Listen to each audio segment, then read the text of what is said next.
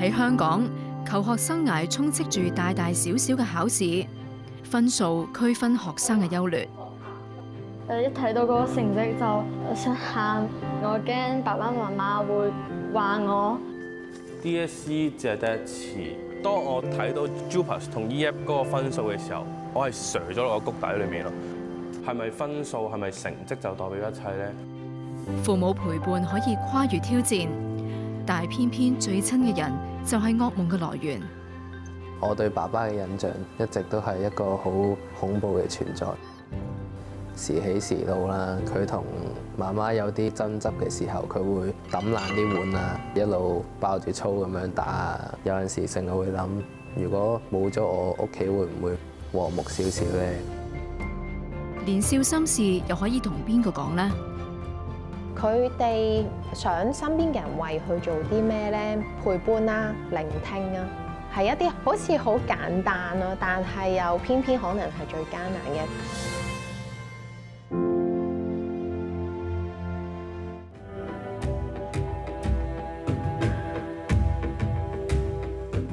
揾到嘅論證方法係乜嘢？雷宇斯，你哋寫嘅呢個比喻論證，邊度用咗比喻論證？讀緊小六嘅宇斯係跨境生，每一日都要穿梭香港同埋珠海返學。中文用字由簡體轉繁體，佢都大致適應。不過令佢最擔心嘅就係呈分試考得唔好，升唔到心儀嘅學校。係因為我媽咪話第一次呈分試都係好重要嘅，嗰時就係好擔心想像嗰啲，如果我考得唔好，嗰啲老師啊、同學啊、家人啊會點樣咯？有時候都會瞓唔着咯。喺大陸嘅時候，我就有一次好似數學成績考得都好差，然後我媽咪就都冇鬧我，但係就唔同我講嘢啦，我就覺得我媽咪應該好嬲。So what do you think he's going to say? 擔心英文咯，佢哋就話最好去嗰啲女校啊，就去嗰啲 Band 1A 同埋 Band 1B 嘅中學，就可以考到好大學。喺車上面啦，喺屋企度啊，瞓覺嘅時候啊，都會講我以前嘅朋友考到啲乜嘢好中學啊，我自己都想入，但係我唔想日日都聽，我都唔敢諗，如果我去咗嗰度會幾大壓力。為咗改善英文呢一個弱項，宇斯放學返到珠海，一個禮拜會補習英文2至3次。另外仲有羽毛球、長笛、聲樂班。行程緊湊，佢同好多同學一樣，都會把握小息15分鐘嘅時間做功課。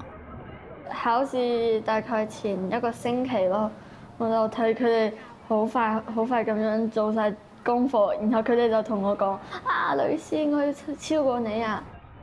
我係全級第5，竟然佢真超過我。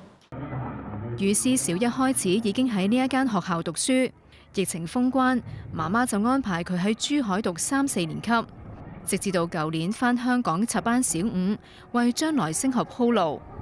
成長組老師蔡 Sir 一直都有關注佢嘅情況。佢5年班翻嚟嘅時候咧，其實佢喺小息路都比較靜。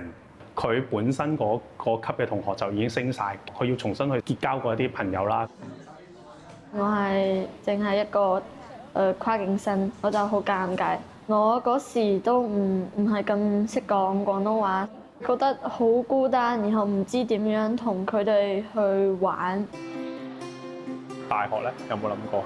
大學我想學我嘅夢想就係入港大嘅。學校鼓勵學生寫心靈札記，透過文字分享，老師知道宇斯俾自己好大嘅壓力。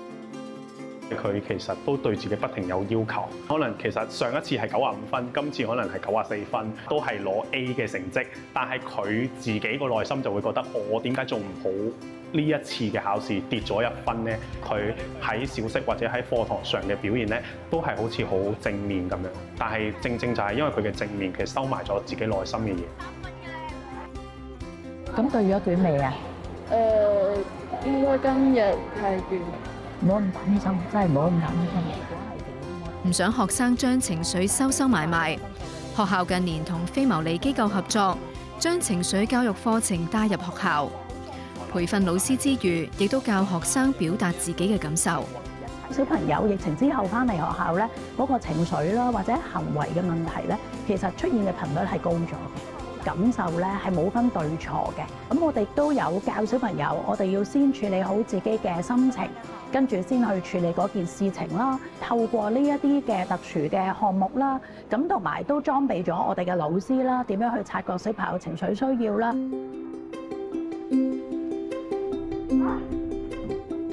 我哋就係可以到口岸，然後從口岸再去到珠海，然後我媽咪就接我翻去。由學校去到我屋企要1個半鐘，都唔係咁遠，習慣咗。今天回家可以玩 iPad， 就是因為週末。對，哎呦，對，好吧。如果有興趣班的話，回到家都要6點半到7點鐘。然後一吃飯啊，做功課就要到9點鐘了，就要差不多要沖涼睡覺了，沒有那麼多時間給他說玩 iPad 呀這些，但是每天大概就是10幾分鐘吧。這個字是你經常出錯的，這個老師的老沒有勾，是吧？媽媽話兩夫婦都冇俾學業壓力個女，考試都係2星期之前同佢溫習。直至到喺學校聽到個女分享，先知道佢咁大壓力。學校裡面有一次是善意溝通家長日，當時呢表達是讓他說他最開心的事情跟最不開心的事情。